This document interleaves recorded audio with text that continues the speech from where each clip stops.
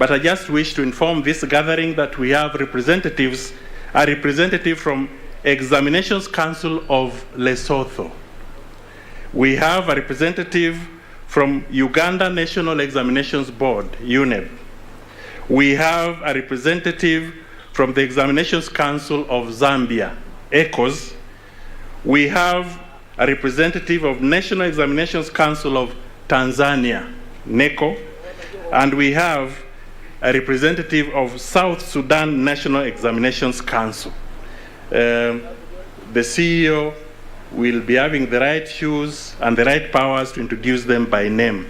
I now wish to take this opportunity to welcome the CEO, Kenya National Examinations Council, Dr. David Njengere, to take the program from this point. Dr. Njengere.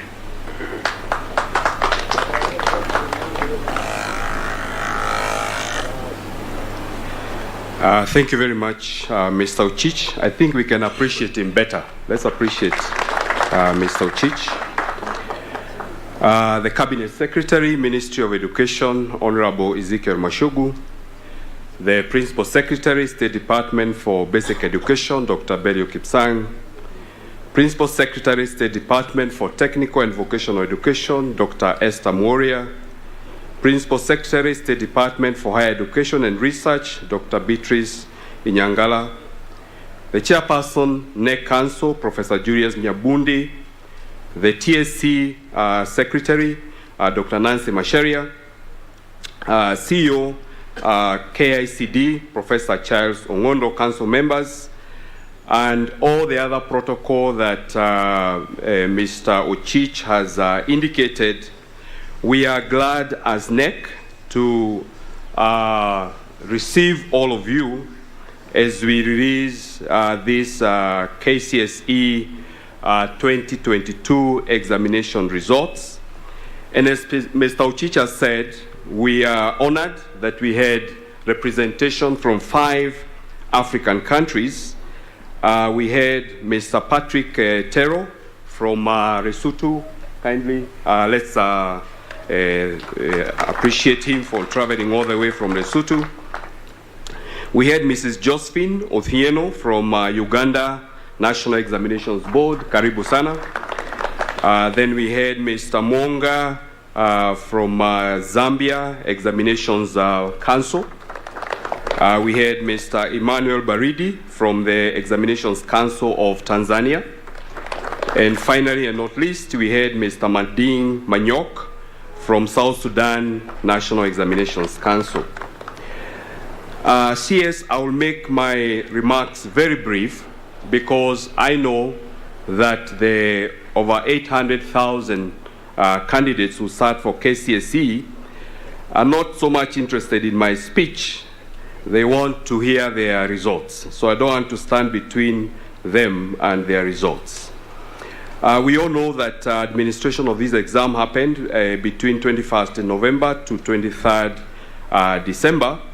And we want to thank all the center managers and the field officers who did a selfless job in ensuring that we delivered all the papers to the schools on time. Through the multi-agency approach, we were able to monitor the conduct of the examination across the entire country, and the media also played a major role in reporting to us in a very objective way, while also highlighting areas of challenges which we promptly addressed. We can't thank you enough for that contribution. The marking of the KCSE commenced on the 28th of December and was successfully completed on the 18th of January. And NEC engaged the services of 30,000 examiners in 35 marking centers. We want to acknowledge the sacrifices that were made by these examiners and the center organizers to make sure that the exercise was completed promptly to allow us to release these results today. CS, I also want to really appreciate the team that I lead from the management. These are the NEC staff. Last year, they administered 5 exams. This is totally unprecedented in the history of this country. And these persons have worked without holidays, without weekends, and I think it's only fair that we appreciate the members of staff of NEC.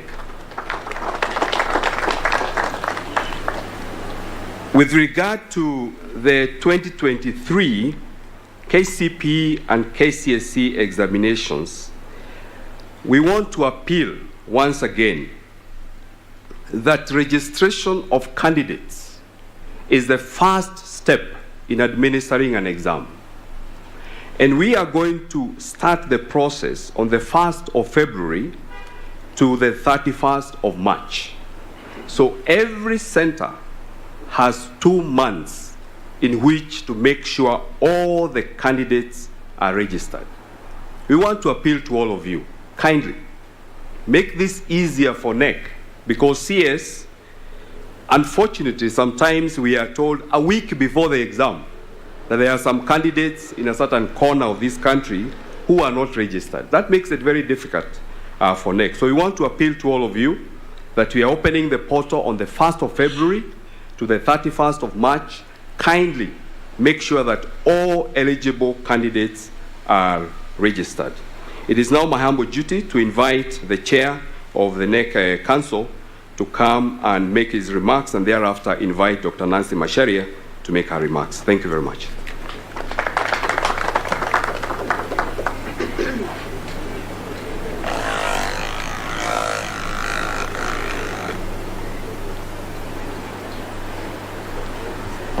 Thank you, and CEO NEC, Dr. David Njagere, for those very good introductory remarks. The Cabinet Secretary, Honorable Ezekiel Machogu, Principal Secretary, State Department for Basic Education, Dr. Bello Kcse, CEO Kcse, Dr. Nancy Macharia, CEO NEC, Dr. David Njagere, NEC Council members present, Directors for Ministry of Education, CEO of various institutions present, as well as senior officers from Ministry of Education, representatives from teachers' unions, including NAT, Kewota, and KUPPET, the Kenya Private School Association, and the Heads Association for Primary and Secondary Schools present, members of the media fraternity, ladies and gentlemen, good morning. I welcome you all to this occasion of the release of the 2022 Kcse examination results. I wish to begin by introducing the NEC Council members present. NEC has a very powerful council, which the membership includes the PS Education, Dr. Bello Kcse, who is sitting here, Dr. Nancy Macharia, TSC Secretary, Professor Charles Ongondo, Director of KCD, Director, Ministry of Education, Quality Assurance and Standards, Ms. Evelyn Ouko, if she's not there, she's there. Mr. Festus Kingori, representing Treasury, Mrs. Rosemary Saina, an independent member, Mr. Martin Okio, Professor Eric Ogur, Dr. Frederick Ochogos Porter, Colonel Leonard Owambo, Mr. Arthur Gacheru Kiragu, and of course the CEO NEC, Dr. David Njagere. This council that I've just introduced has worked tirelessly to ensure the NEC delivers on its mandate, which significantly includes this function today. I also wish to appreciate members of staff and management of KNEC and all the stakeholders who have helped in administration and delivery of these specific results, which are about to release now. I wish to appreciate the Cabinet Secretary, Honorable Ezekiel Machogu, for his continued support and ensuring that my team delivers on the NEC mandate. Sir, let me take this opportunity to sincerely thank you for presiding over this occasion. Most of what I would have said has been said by the CEO NEC, and therefore it's now my humble duty to invite Dr. Nancy Macharia, who is the Secretary of Kcse, to come and give her remarks, and thereafter I'll invite the PS Education, Basic Education. Thank you.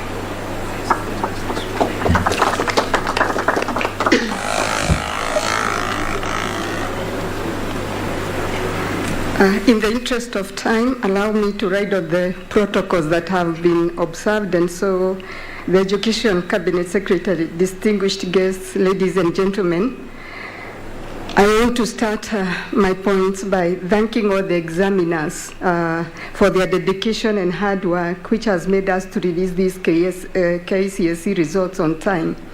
Ahead of the marking exercise, the Commission had identified and vetted over 40,000 teachers, most of whom did an exemplary job, and that's why we are here today. I urge our teachers to always be ready to serve the country and put their professionalism first when they are called upon for the marking exercise. As teachers, it is a mark of honor and respect to be identified and recommended for the examining exercise. We should therefore shun any attempts to put our interests before thousands of candidates whose future we determine through the marking exercise. Cabinet Secretary, during the COVID-19 period, the Kcse made a deliberate decision not to cause disruption in schools by imposing a moratorium on making transfers, affecting many transfer of teachers. Since we have now lifted the ban, and as you know, we wanted to recoup the year, we have carried out a careful exercise of effecting 14,733 transfers, which will become effective this term. On behalf of the Commission, I can assure the country that these transfers will not affect the normal delivery of the teaching and learning programs. In the meantime, the Kcse will provide guidelines on the teaching and administration of the junior secondary school as the students report shortly. As you also may be aware, we are currently recruiting 30,000 teachers. Interviews for those shortlisted are set to be concluded today, paving the way for the posting of successful teachers. It is our intention to have the new recruits join the payroll on January 30th, the same day when the junior secondary school learners will report to their respective schools. And I wish to thank all the stakeholders and the President for giving us money for this, the 30,000 teachers, which we haven't done in quite a long while. I assure the country that this process has been conducted independently and professionally while complying with the values and principles of the Constitution. As I finish, all the teachers who will be recruited in the ongoing exercise, they will be put on a retooling regime that will ensure they adequately attend to our junior secondary school learners. Already, we have trained 2,376 master trainers ahead of the retooling exercise of all the new teachers and others currently teaching in secondary schools. We target to train 90,000 teachers between now and April 2023. Lastly, I wish to inform teachers that we have enhanced their benefits under the medical insurance scheme and made it better for our teachers. I encourage teachers to take time to familiarize themselves with all the enhanced features of the scheme to ensure that they and their families make full use of it wherever they need medical services. I now wish all our teachers and learners a successful new academic calendar starting on Monday. I also wish the 2022 Kcse candidates a successful academic journey as they receive their results today. God bless you and thank you very much.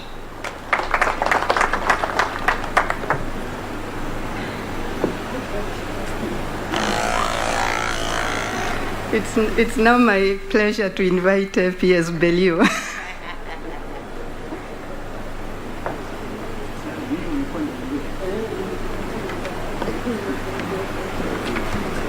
Asante sana Nancy. The Cabinet Secretary, Honorable Ezekiel Machoku, my colleague, Principal Secretaries, I know they have been introduced. We have Dr. Beatrice Nyangala, who takes care of, we shall be doing a ceremony shortly. We have Esther Moria, who takes care of Tibet. The Chairman of the Education Committee at the National Assembly, Honorable Julius Meli.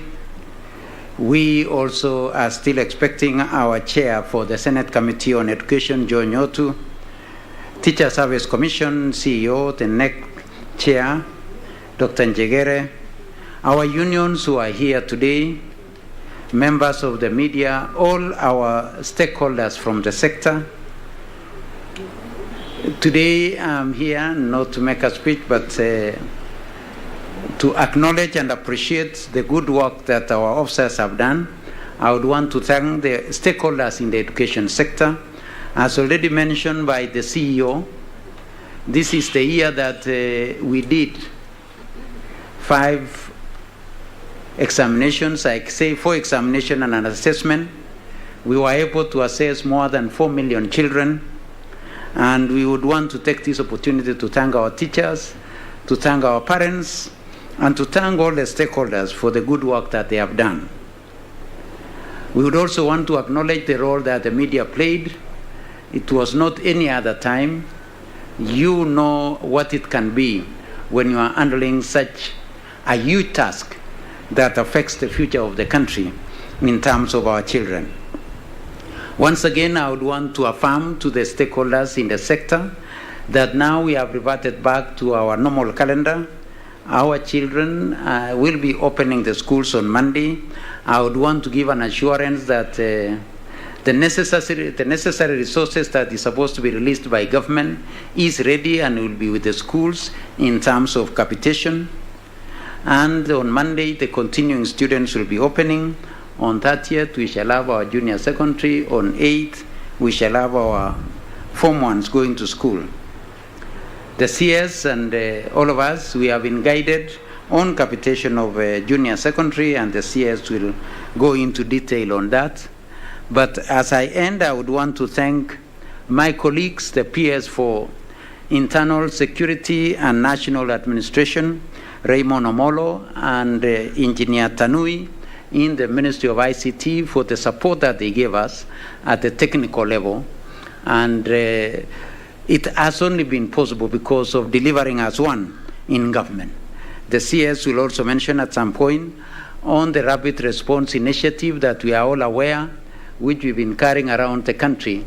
And at this point also, I would want to thank the media team because where they were called upon to accompany our officers to see the environment in which we are going to go into as we go to junior secondary, you are available to accompany our teams to these schools so that we can all as Kenyans appreciate that we are going into new areas.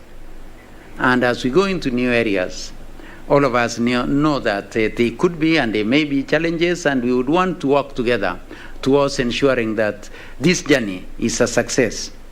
At this juncture, before I invite the Cabinet Secretary, I would want to invite my colleague teacher, Honorable Julius Meli, who is the Chair for Education and Research Committee at the National Assembly, and who is a critical owner of this process that we are doing as the Chair of the Education Committee. Karibu Mheshimiwa.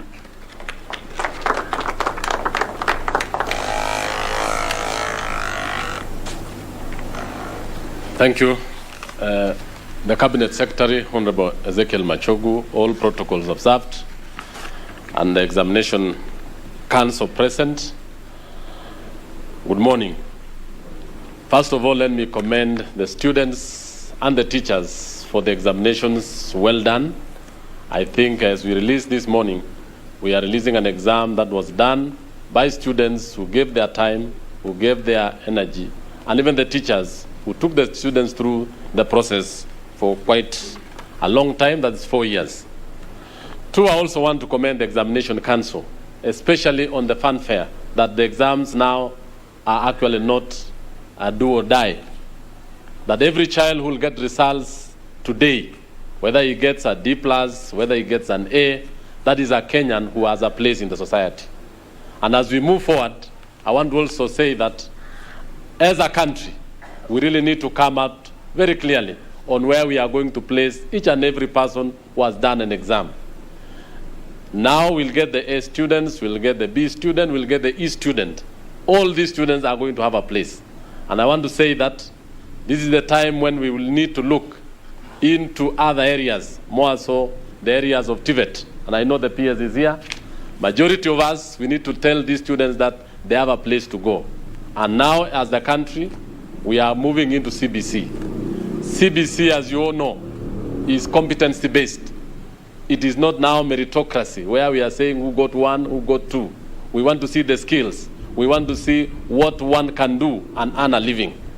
So I want to say that as a country, we are going to assist the Minister of Education, more so Waziri, to make sure that you succeed. And the only way you will succeed is to ensure that every child, whether in grade 7, 8, and 9, or in Form 1, 2, 3, and 4, has a place to do in the society. Lastly, I also want to say that we saw in the media when we had issues of examiners complaining. Maybe this is the time to look into their welfare and to look out what is actually happening in those examination centers, so that they will also mark and feel happy and feel part and parcel of this particular country. So with those very few remarks, I want to wish everyone who will get results well. I want to tell the students that whether you will get a C, whether you will get a D, whether you will get an A, you are all equal and you can make your life better depending on what you do yourselves with. Thank you so much and God bless you. Asante. Asante sana Mheshimiwa. It's now my humble duty and pleasure to invite the Cabinet Secretary to address the nation and be able to do that which he must do today. Thank you very much.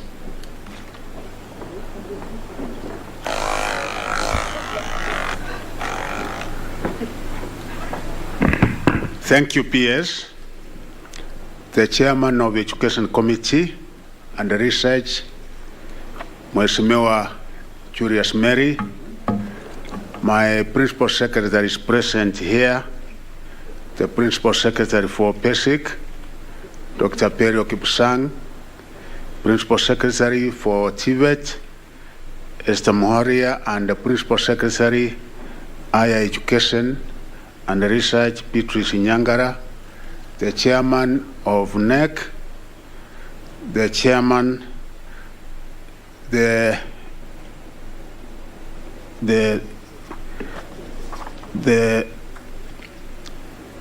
Teacher Service Commission CEO, NEC CEO, and the members of the Council, members of the press, and all officers present here.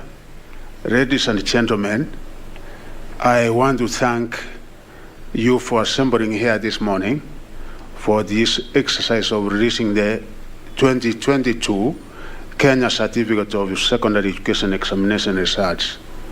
We have found it wise to release the results early to allow our 881,416 candidates who concluded the examinations on the eve of Christmas Day on December 23rd, 2022 to join various higher learning institutions to pursue careers as the year 2023 begins.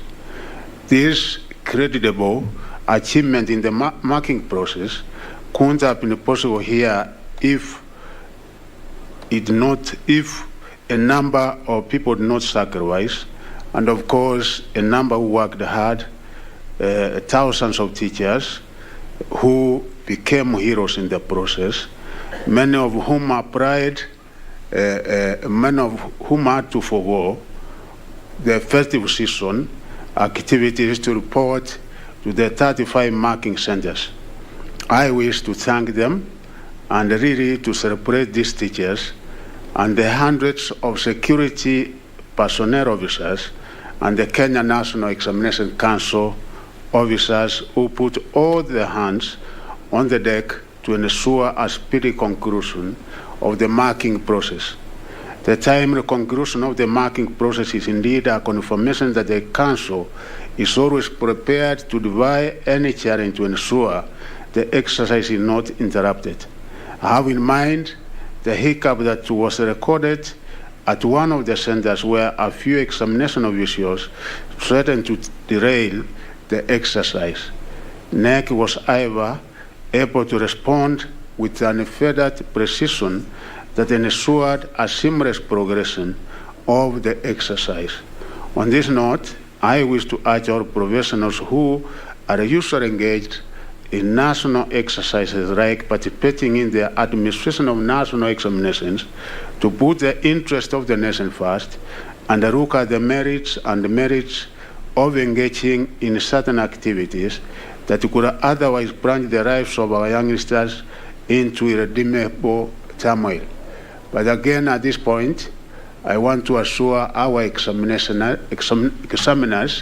that they did a commendable job in all the centers. Of course, this was a very small hiccup that we did encounter, and going forward, we are very much concerned, Honorable Chairman of the Subcommittee of the Committee of Education, that their welfare and indeed even their remuneration will be improved as we move forward. Today marks the end of a 2-month holiday for our basic education learners. On Monday, schools will open for the first time of the year as we finally mark the start of our traditional regular calendar year. On this, I wish to thank all stakeholders, including teachers and parents, who battled all the bottlenecks that were laid on our academic roads by the COVID-19. Thanks to God the Almighty, we have successfully regained our school terms. Undoubtedly, this recovery puts our education sector on a comfortable gradient upon which to deliver on the many reforms lined up under the Kenya Kwanza Education Charter. The new wave of education reforms currently underway are hinged on the recommendations of the Presidential Working Party on education reforms that was formed by His Excellency President Samuel Ruto. The foremost offshoot of the first interim report of the Presidential Working Party on education reforms was the domiciling of the junior secondary school education in existing primary schools as directed by President William Ruto. Since then, the ministry has moved to provide interim guidelines on the junior secondary school education, including the announcement I made this week that grade 7 runners will report their respective schools on January 30th, 2023. Additionally, I also announced that the government will spend 9.6 billion on capitation grants to runners of junior secondary school for term 1 and term 2 of 2023, with each of them receiving an individual capitation of 15,000 per year. In the next financial year, the government will spend 18 billion for the junior secondary school runners capitation grants.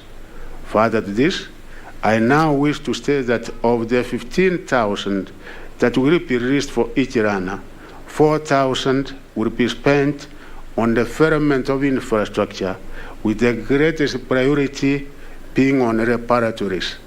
And here I want to assure Kenyans that indeed we are working very closely with members of parliament and chairman of the Committee on Education. I want to thank you for the initiative you have taken, such that as we give the 4,000 out of the 15,000 for building reparatories, I'm aware that the members of parliament will also be able to set aside money out of CDF so that we are able to embark and ensure that we put up reparatory this year. I'm also happy that going forward, probably by next week, we will be able to make an announcement, because we are negotiating with the World Bank, where they will be able to give us some funds to put up about 7,000 also reparatories countrywide, such that as far as infrastructure is concerned, we will be ready to go. Further to the guidelines I announced last week, I wish to announce that the President this morning accepted the Ministry's interim guidelines, including the following.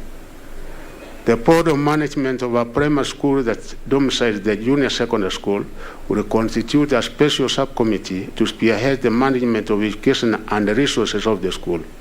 The head of the primary school that domiciles the junior secondary school will serve as a secretary, while the chairperson will be a member of the committee.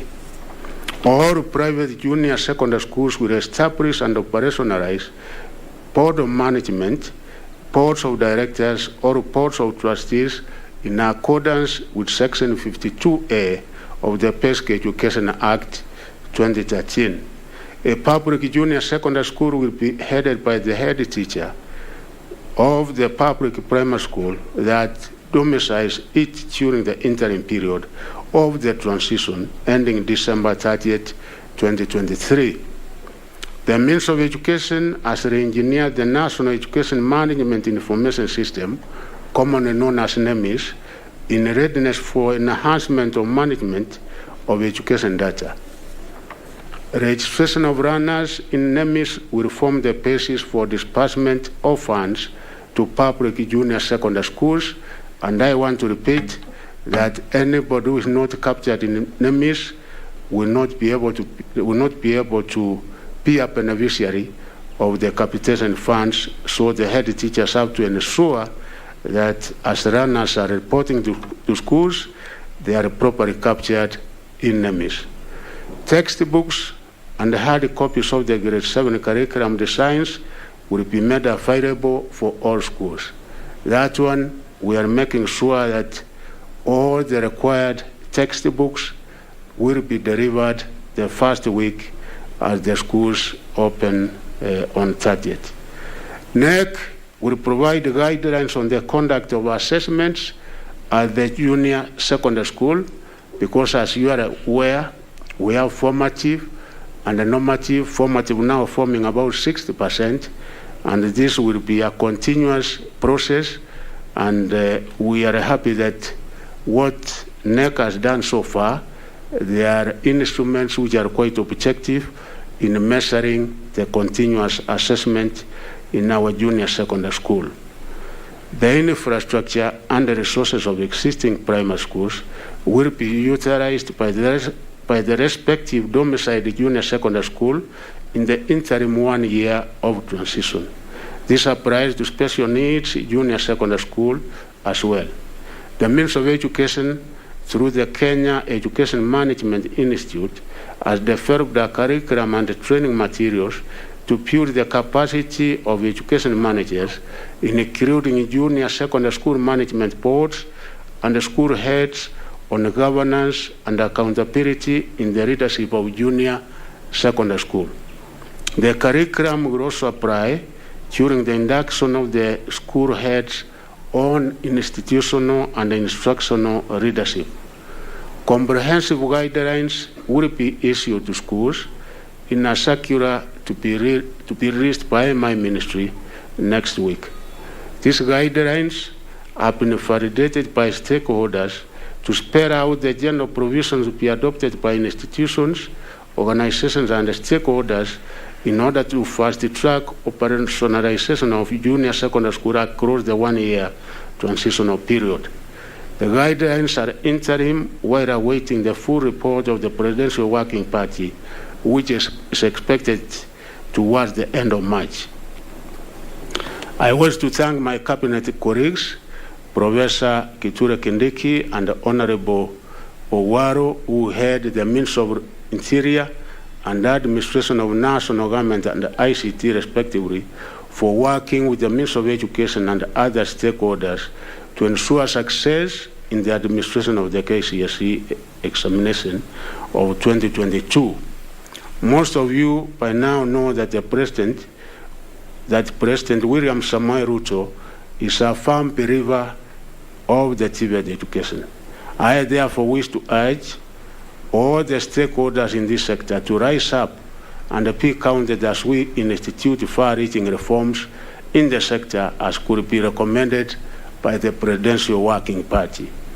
My principal secretary for TVET and the semi-autonomous agencies in my ministry, including the Kenya National Qualification Authority and the Kenya universities and the colleges Central Placement Service, must prepare to work to ensure that the agenda of TVET remains robust and able to spur the economy of Kenya through the production of a well-trained youth.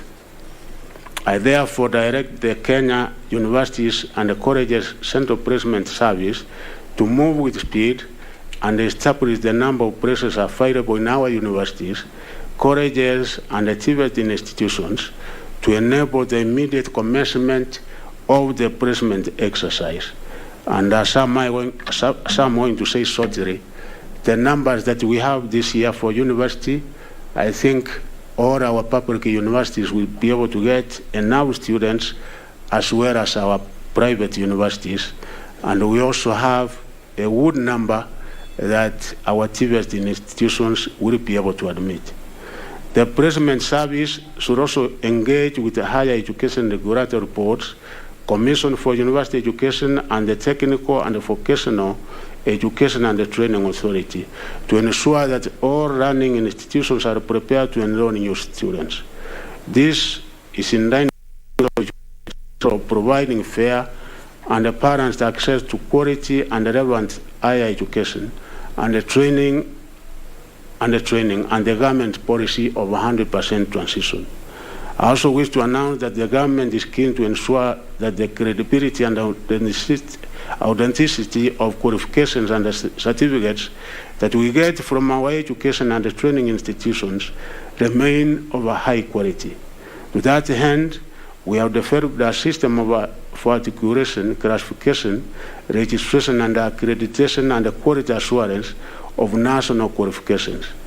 I hereby directed the Kenya National Qualification Authority to ensure that the national qualification framework is fully implemented, as this will ensure and enhance the quality, relevance, and authenticity of qualifications, not just locally but globally.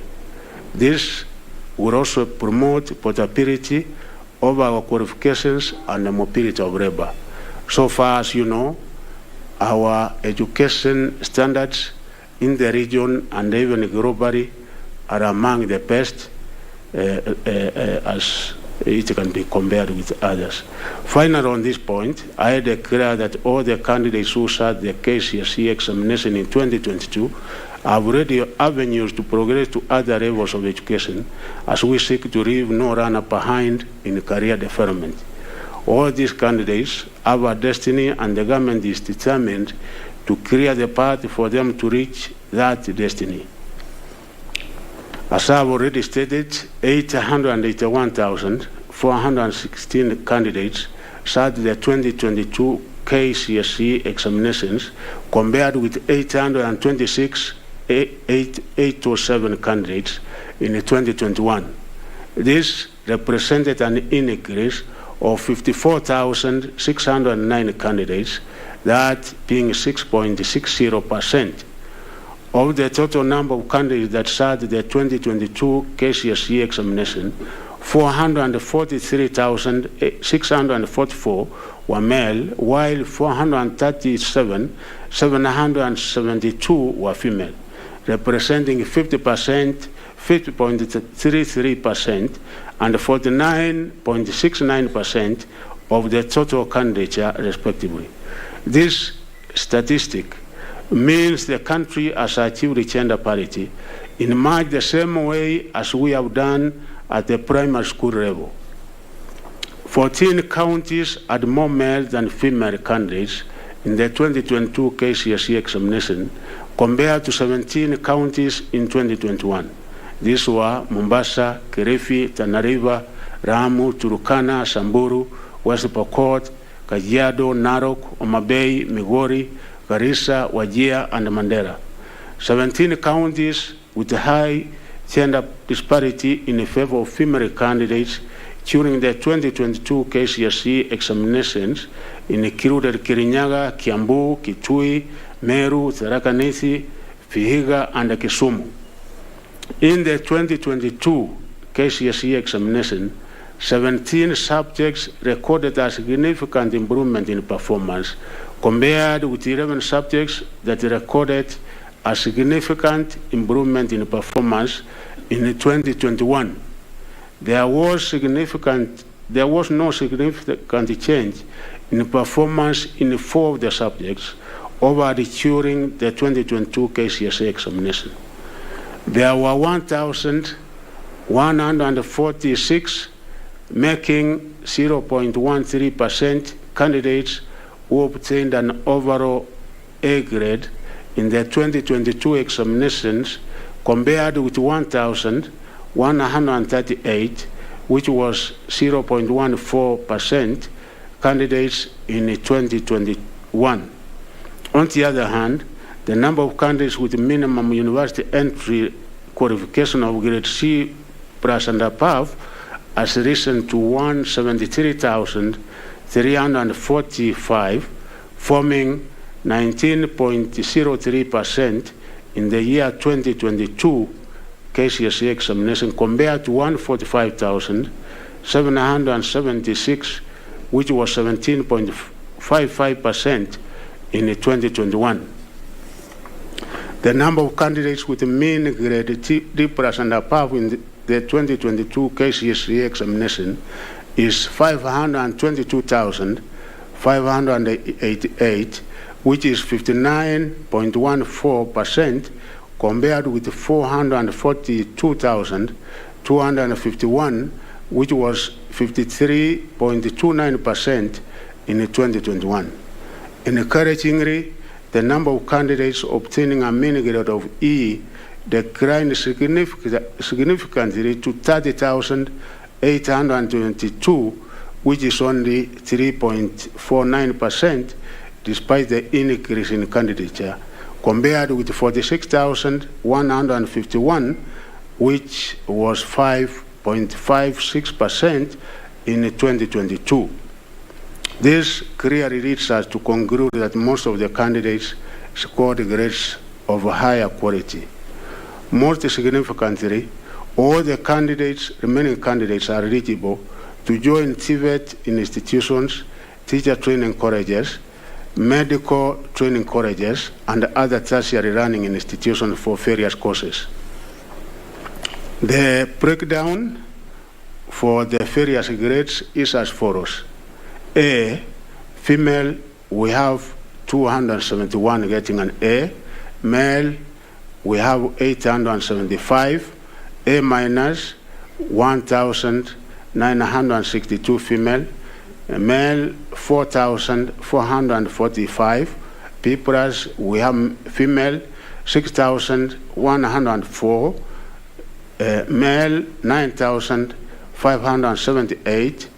B grade, female 13,520, male 17,783, P minus 21,474, that is female, male 27,245, C plus we have 33,138 female, while male we have 36,950, which means that the male in this particular category have done better, and I hope going forward the female will also be able to improve so that at least we have some kind of balance. C, female, we have 49,191. Male, we have 45,963. In this particular one, female have done better than their male counterparts. C minus, again, female 62,599, male 56,469. Again here, female have done better than men. D plus, we have female 70,238. Male, we have 64,000 783. Again here, female have done better than male. D, we have 79,935 female, 75,545 male. D minus, we have female 84,075, male 83,683. E, female, we have 12,760, male 18,062. There were 190 candidates, that is 8.80% with special needs, who obtained an overall grade C+ and above in the 2022 Kcse examination. Candidates will correct their results from their respective examination centers.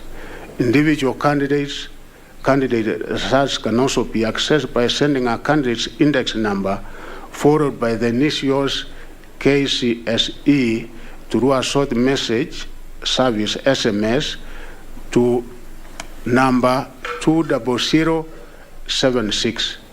I repeat again, you write Kcse and then your index number, and then you send it to number 20076, and you will be able to access your result of the Kcse examination immediately after this. It is now my humble duty and privilege to declare the 2022 Kcse examination results officially released. I wish all the candidates success in their future endeavor. Thank you, and God bless you.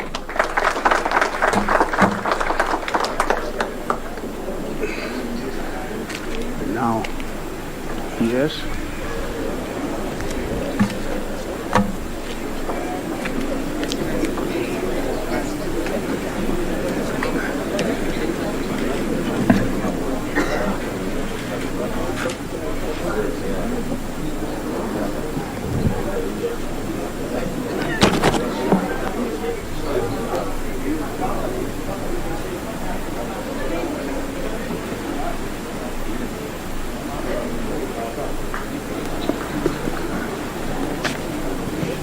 Thank you, Chairman.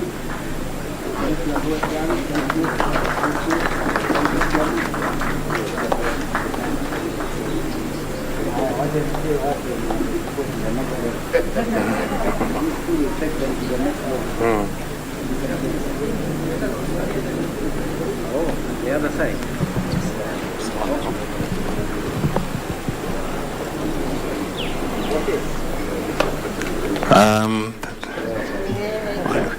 Members of the media, in case anybody with one question, I normally like an interactive process, but because from here again, I'm moving to West Pokot for a function, can we have only one question in case there is?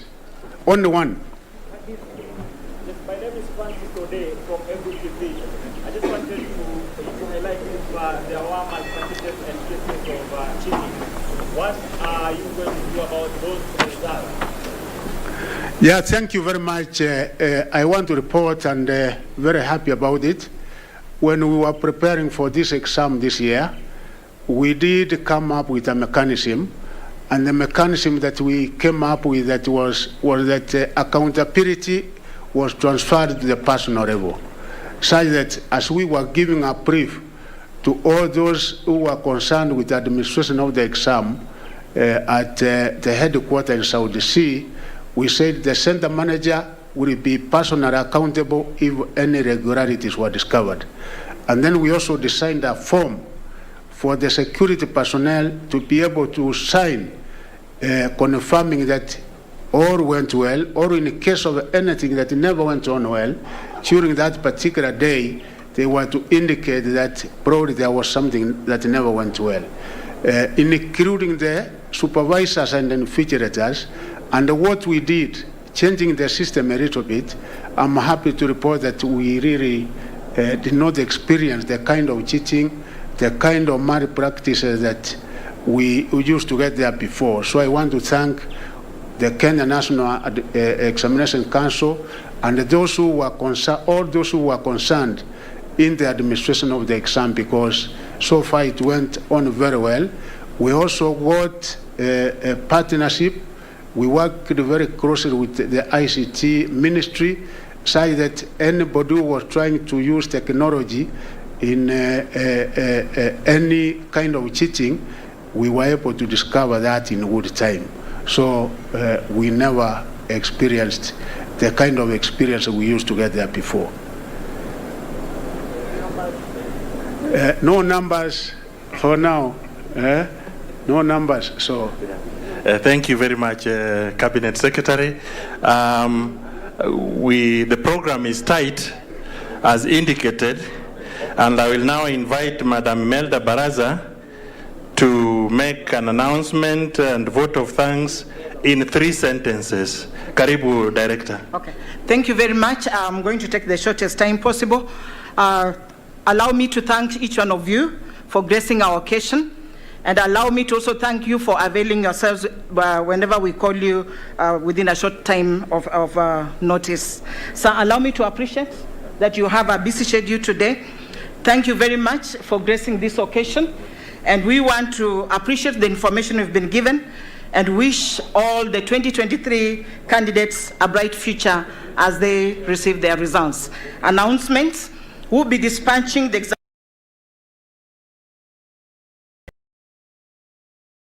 Directors of Education. Thank you very much, and God bless you. Be blessed. Thank you, sir. Thank you very much. Kama Stima Namaji, Rita Ndambuki, please offer the closing prayer. Before she does that, if you allow, CS, to get your results, you will send an SMS. Include your full index, that is 11 digits, followed by the initial Kcse, and send this to 20076. Your full index number, the 11 digits, Kcse, send to 20076. The closing prayer.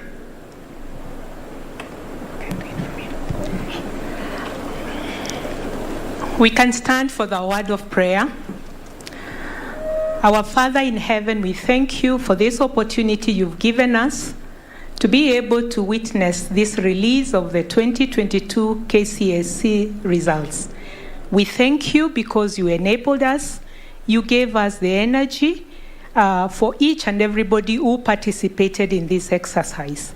Lord, we won't forget our invigilators, supervisors, security center managers, and even center organizers and all who are involved.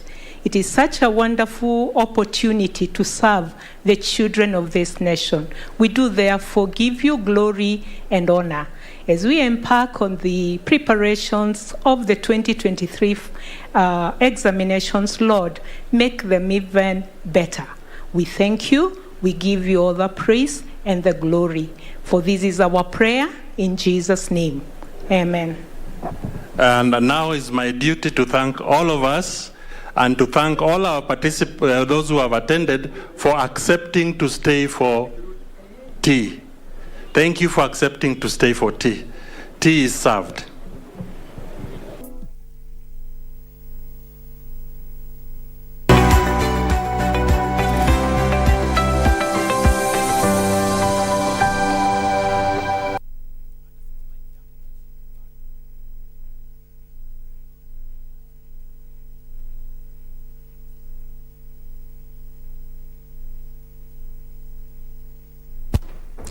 Naam, hujambo na karibu kwa kipindi cha michirizi, lakini kabla hatujaangazia michirizi zikiwa ni taarifa za michezo ambazo tutakuletea muda wote kuanzia sasa, tuangazia ambayo